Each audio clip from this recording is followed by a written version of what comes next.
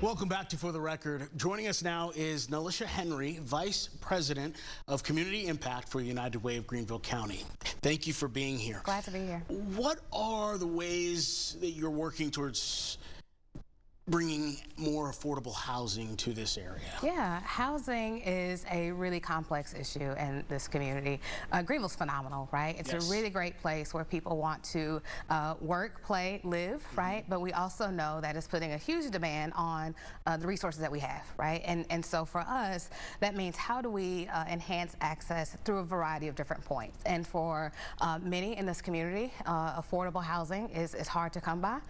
What we know is that as rising rents exist, that is also placing a really tough tension point on people's budgets month over month. And so for us, it is how do we work with community partners, how do we work with legislators around those really critical access points for housing. So exits out of homelessness as one, increase in workforce and affordable housing that really meets people's budgets in this community too, and how do we increase the access in the midst of really tremendous and exciting growth for our community? Let's break it down even more. I moved here 25 years ago. Yeah. When I moved here, I lived in a duplex right off of North Main, and I paid $550 a month 25 years ago. Wow. Now? That is non-existent. And that's only in 25 years.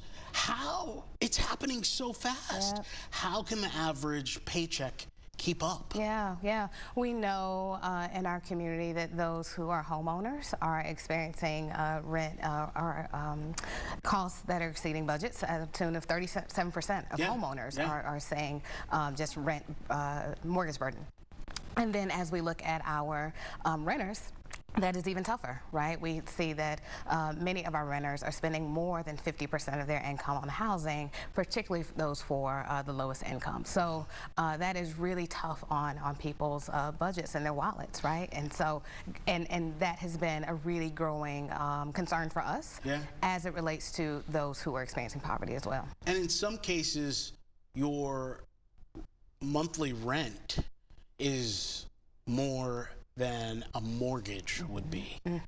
So you war with the fact, do I buy a home and build the wealth, but live far out, or do I...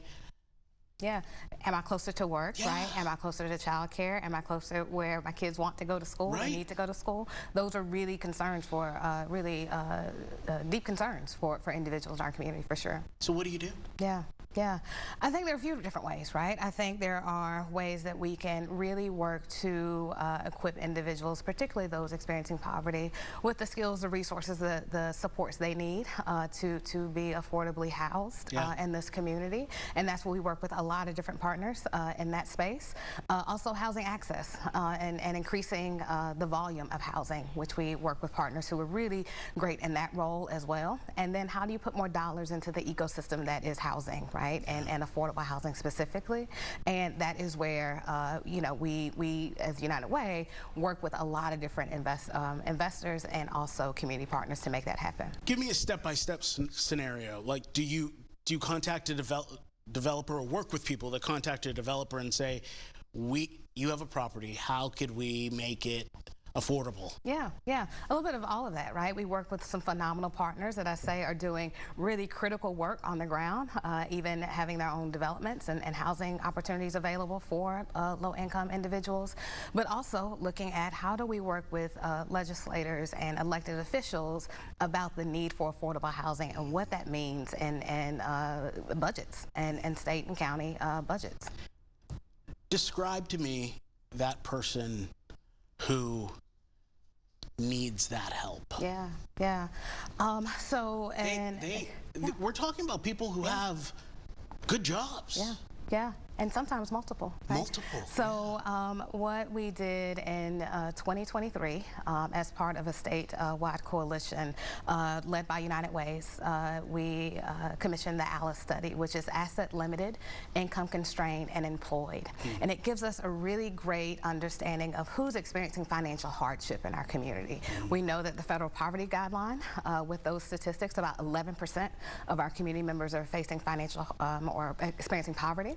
When we look at financial hardship, that's about 38% of our county residents are experiencing financial hardship. So we know that there's a really tight tension point in people's budgets, and they're having to make really tough decisions. And so what I know is that oftentimes the rent eats first, right? Yep. And people are paying rent before they purchase food, right? And so that's putting some really hard decisions on families to be able to do that. And that's before the car payment and the child care and everything else. Exactly. Well, thank you very much for being here. Next, our conversation continues with the president and CEO of the Greenville Housing Fund. They say